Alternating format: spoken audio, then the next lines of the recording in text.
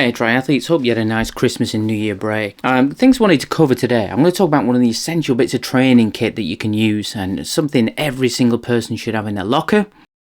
And then how to get going in your January training if if it's been a bit disrupted over Christmas. And then one key thing you can do to get motivated for 2023.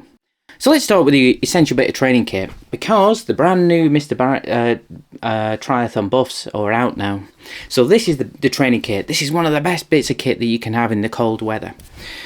So what you can do, this bit of kit, you're going out for a cold run in the morning or a cycle or something like that, turn it inside out to start with, pull it down over your head, get it roughly into place. It's always easy to do when you're not doing this on camera. See if you can see that, just literally pull it high, twist it round, and then pull it back down over your head. Sometimes it goes better than others when you do this, but literally just pull it down like that. Brilliant, nice little warm hat that you can use for when you're going out for a run, if you line it up properly, and look really cool. As soon as you start to warm up, maybe 10 minutes in, and you start to get a little bit warm, even if it's kind of like really cold temperatures out there, what you can simply do, flick it back, pull it down over your head, and then just pull it up like this. Okay, so now as you can see, you've got a little bit more of a gap there in your head, so let some of the air out so you don't overheat. And if you get really, really warm, you can pull it down like this and, you know, look really cool with the headband on. I don't look quite so cool. And if you get hotter still, pull it down, keep your neck nice and warm. Get really hot, all you do is take it off and then just twist it around your wrist like that. So a really versatile little bit of kit that can fold up really, really small like this, fit it in your pocket, you don't know you've got it. If you get cold again while you're out there, simply just put it back on, or it's brilliant in the rain.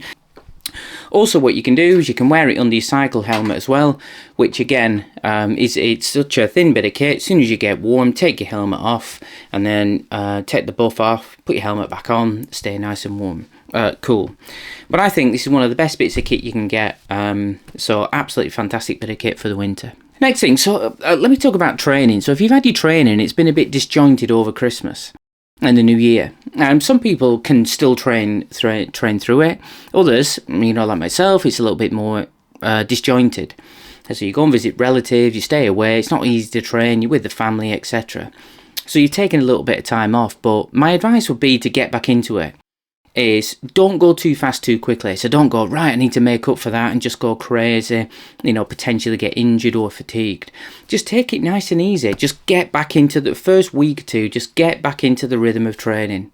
So you're back in your job, you got to catch up for most people. And what you need to do is just get back in. So Monday you do a bike, swim, whatever it is you do, get back into that rhythm of training. It's always really easy when you're working long days and you're trying to catch up. You get to the end of the day and you think, oh, do you know what? I'm not going to do it today. I'm going to wait for tomorrow. But what I would say is just put the trainers on, go out for maybe a 10-minute run even. It doesn't have to be very long, but you keep the habit of training. You know, the next day you might do a bike. Again, you don't have time, so you just get on the bike, do 10-15 minutes. But you're getting into the habit still of doing a run and a bike, even if it's short. And then all you simply do to get some real good momentum in your training, some progression, is you just start to lengthen the sessions back out to where you were before. Or if you're a beginner, then just kind of building them up slowly. And then the next step would be when you're getting lengthened all those sessions out, you start to build in the right amount of interval training, which I'll talk about in another video. So really simple method to just get back into your training in January and get that rhythm of training. One of the things you can do to get some motivation, so if you're really struggling with motivation as well, is get a race booked. So, you know, you may have one already, but if you haven't, really good time of year to go, right, when am I going to do a race? When's it going to happen? Book the time off if you need to do that.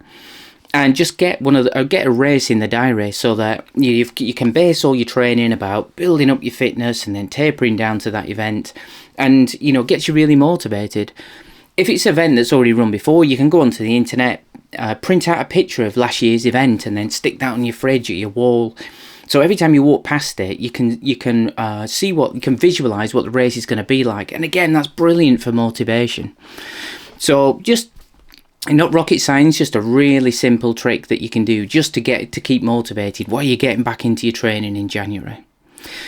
If you have a question that you'd like me to cover in a future video, because I'm going to hopefully start doing some of these videos live, if you have, pop your question in the comments. I'll pick it up and then I'll try and cover your questions in future videos.